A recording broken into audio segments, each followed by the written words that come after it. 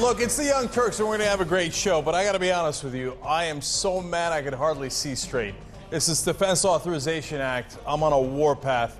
Glenn Greenwald is going to join me. It's a horrible law. All right, and unfortunately, everybody's on the wrong side.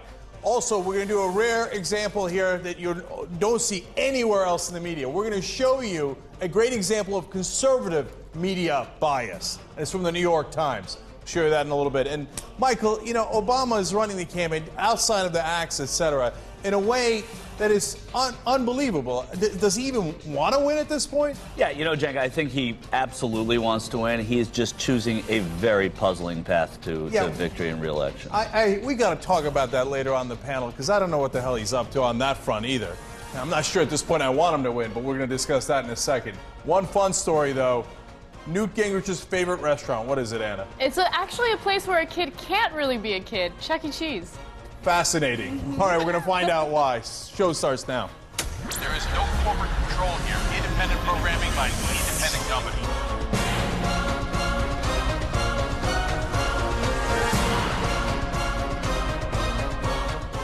Look, we've been telling you about the Defense Authorization Act, and it is a horrible piece of legislation that is being discussed right now in this place, the capital of the United States of America.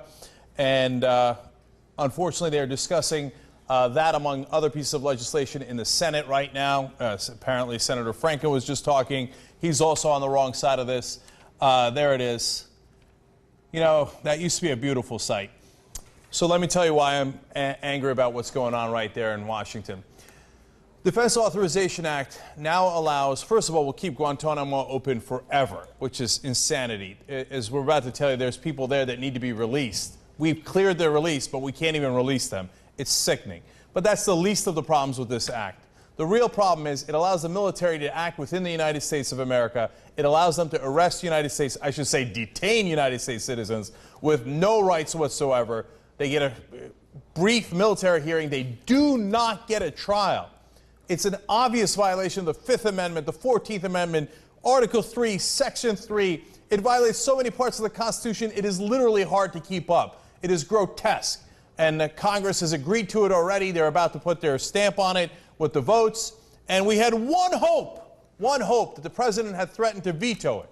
Well, it turns out that hope is pretty much dashed. The press secretary put out a statement today saying, quote, "We have concluded that the language does not challenge or constrain the president's ability to collect intelligence, incapacitate dangerous terrorists, and protect the American people. And the president's senior advisors will not recommend a veto." So the president will not stand in the way. And there goes a huge chunk of our rights, a huge chunk of our Constitution. And, you know, we had held out hope because it looked like the president was on our side. He was threatening a veto. Now, some voices warned, hey, wait a minute, when you look at the details of what the president is asking for, whether it was John Wood at Change.org, whether it was Dave Kopel, whether it was Glenn Greenwald, saying it looks like the president actually wants more executive power, not less executive power. But I was skeptical. Come on, this was a constitutional law professor, and all the troubles that I've got with President Obama, he couldn't be that bad, right? I mean, damn it, we elected him for change. We were supposed to change the indefinite detentions of President Bush. We were supposed to change the grotesque violations of the Constitution. And what happened? Well, listen to Senator Carl Levin on the floor of the Senate explaining who actually asked for the ability to arrest U.S. citizens and hold them without trial. Watch.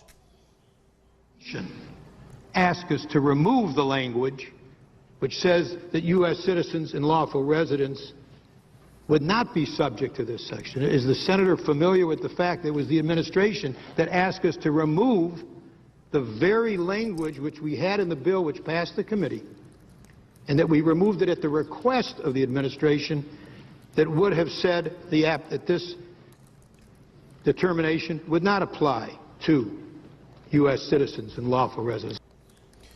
So it turns out, if Senator Levin's to be believed, and by the way, we didn't just take his word for it. We asked the White House today. All they did was forward that statement that they had put out already. So they're not denying what Senator Levin has said at all. So apparently the administration said, oh, please, please, I want more executive power. I want to trample on the Constitution even worse. And what I want to do is be able to detain U.S. citizens without a trial. First of all, every conservative and liberal in this country should be steaming mad today. Of course, you're not going to get any of this in the mainstream media. You'll get robots that are saying, oh, the Defense Authorization Act passed, it was bipartisan, so it must be good. Well, it's not. It's horrible. It's hideous. Look, I'm opposed to Newt Gingrich because I think he's a danger to the Republic. But look at this. This is a danger to the Republic. What's the point of electing Obama if he's going to do Bush or even worse than Bush? We were supposed to get change. Look at these two retired four-star Marine generals. They wrote into the New York Times. Their names are Charles Krulak and Joseph Hoare. They said, it also would make it nearly impossible to transfer 88 men of the 171 held there in Guantanamo who have been cleared for release. We should be moving to shut Guantanamo, not extend it. But then my favorite line, they say, they should remember that American ideals are assets, not liabilities. So two important parts of that. One, people are cleared for release, but we're never going to release them. We're supposed to be the United States of America. We're supposed to have the moral high ground. Here are guys that should be let go. We're not even going to let them go. We're going to keep them forever. That's hideous. And like I said, it's the least objectionable part of the bill. When you look at the other side, that last quote by the generals is perfect. American ideals are our top asset. The fact that we give people trials, that we have a democracy, that we have rights, that we have a constitution is our #1 asset. It is not a liability, as the Republicans think, and apparently as most of the Democrats think, and apparently as President Obama thinks. This is terrible, man. They're trampling on our Constitution. They're ripping it apart right in front of our eyes, and hardly anyone is doing a damn thing about it. All right, I'm going to go to one reporter, one journalist who's actually been right on this story all along, Glenn Greenwald, from Salon, of course. Glenn, welcome to the Young Turks. Now, I want to ask you, Glenn. Good to be with you, Cenk. Yeah, I want to ask you about this act. First, you know, I read about Article 3, Section 3 violation from you. Before, I was just concentrating on the Fifth Amendment, but it turns out, of course, they're taking a hatchet to huge parts of the Constitution. Tell us what that clause says and why this act appears to be a clear violation. That's unfortunate. We lost the Skype. All right, look, let me tell you about it. It had happened sometimes with Skype. In fact, let me quote you Glenn's piece right here. He says, Article 3, Section 3 says, quote, this is from the United States Constitution, no person shall be convicted of treason unless on the testimony of 2 witnesses to the same overt act or on confession in open court. Well, according to this new law, we wouldn't need that confession at all. In fact, Lindsey Graham says, well, if they're an enemy combatant, just like John McCain's quote we showed you yesterday, well, they're an enemy combatant. Of course the military should be able to take those enemy combatants and hold them without trial. But how do we know they're an enemy combatant? That's why we give citizens trials. We gave Charles Manson a trial. We gave Jeffrey Dahmer a trial. But now, if the president says so, apparently you don't need trials anymore. It's not like it's America or anything. So, Glenn, I know you're back. Look, I just explained Article 3, Section 3. What's going on here? How bad is this, right? I mean, obviously, I'm really mad about it, but the rest of the media seems like, oh, ho-hum, no big deal. There's nothing unusual at all. We just had a normal vote. I feel like we're losing our democracy right in front of our eyes. We're losing our Constitution right in front of our eyes. Am I overstating it? If I'm not, what are the biggest problems in your view? Okay, so you are and you're not. So let me just make 2 points here. One of the things that I think is crucial to realize is that this bill does recognize and codify as law a whole variety of extreme rights or extreme powers on the part of the government. The power to put people into military brigs and keep them there for as long as the president wants without charges of any kind. It expands the war on terror as it's defined in the original AUMF from 2001. It expands it pretty significantly so that now you don't need to be a member of Al-Qaeda or the Taliban to be an enemy and have the president use force against you. You can be just somebody who substantially supports Al-Qaeda or an associated force. Incredibly vague terms that basically means whatever the president wants them to mean. The reason why some of the hysteria is a little bit overstated, and I don't mean from you necessarily, but in general, although from you too, is because, and this is really the key point, is that all of these powers that Congress is on the verge of codifying and that the president is going to sign into the law are powers that first the Bush administration and now the Obama administration has already been claiming that they possess. So they've been arguing based on the 2001 AUMF that they already have the power to put people into military detentions without charges of any kind. That's what Guantanamo is. They've argued that they have the power to treat even American citizens as being enemy combatants, even if they're far away from a battlefield and have had no trial of any kind. That's what was done to Anwar al-Awlaki in Yemen when President Obama targeted him for assassination and killed him with no due process of any kind. And even this expanded version of the AUMF that I just described, that it covers not only members of al-Qaeda and the Taliban, but also anyone who substantially supports them or associated forces, that's the Obama administration's view of what the AUMF already allows. And so you have the Obama administration basically saying, look, we don't need you, Congress, to give us these powers because we already have them. And so the fact that Congress is now codifying them into the law in creating a law that specifically says the government can put you in military detention for as long as it wants without charges of any kind is an extremely pernicious and dangerous thing for sure.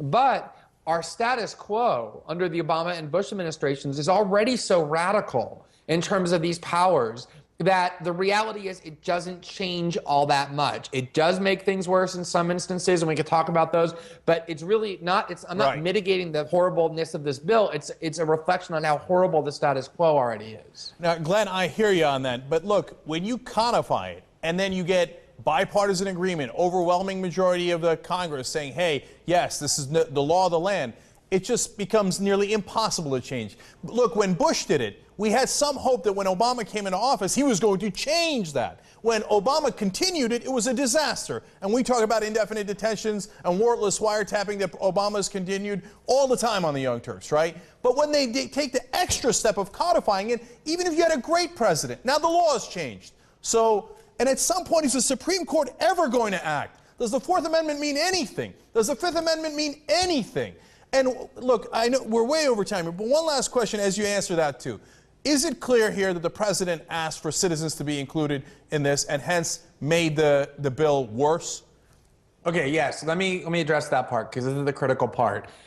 A lot of people assumed wrongly that when the president was threatening to veto this bill, that the veto threat was based on the idea that he objected on civil liberties grounds to these powers. Like, oh, I don't think it's right to allow military detention, and therefore I'm going to veto it. It was never about that. And all you have to do is look at what the president and the White House were saying about why they were going to veto it. What they were angry about was not that Congress was giving them these powers. What they were angry about was their argument is, look, we're the executive branch. We're the president. We have the power to determine who goes into military custody, when they go into due process-free imprisonment, not you, the Congress. You should stay out of it. And so if you pass a bill that in any way limits our choices or constrains what we can do, which is the John Yoo Bush theory, we're going to veto it. We're fine with these powers. We already have all the powers we need, all the powers we want. We just want you to stay out of it. And it was only once Congress changed the law to say, to give more discretion to the president, that's when President Obama said, okay, now I'm going to sign it. It was never about objecting to the civil liberties problems. It was about constraining him. And that's why they wanted that provision out that Carl Levin talked about out of the bill. That provision would have said, you cannot put U.S. citizens in military detention. And the Obama White House said, this is something that constrains what we can do. We want to have the power to put U.S. citizens in military detention if we want, and therefore we want it taken out of the bill. That was always their North Star, was more executive power, more presidential discretion, not civil liberties. And they proved that because now they're willing to sign the bill now that those constraints have been removed. Yeah, it makes me sick to my stomach. We don't have any choices. If McCain was president, I'm sure he'd do the same thing. Obama's president, he does it. If Mitt Romney or Newt Gingrich become president, they'll go along with it. We have no choice. We've lost our democracy here. It should make all of you mad. Look, Glenn Greenwald Hey, Jane, can I just add one? Okay, go ahead. Can I just add one quick point? Or are you out of time? Massively out of time, Glenn. I'm sorry. But okay, look, go ahead. No, it's okay. We'll do it another time. We will, because I love having you on. You've been the best at reporting on this. Glenn also has a new book, With Liberty and Justice for Some. Obviously, we'll have him back on the program. Look, when we return, in the midst of all this is not only the mainstream media not covering this right, I got a great example of their nonsense neutrality and then even conservative bias when we return.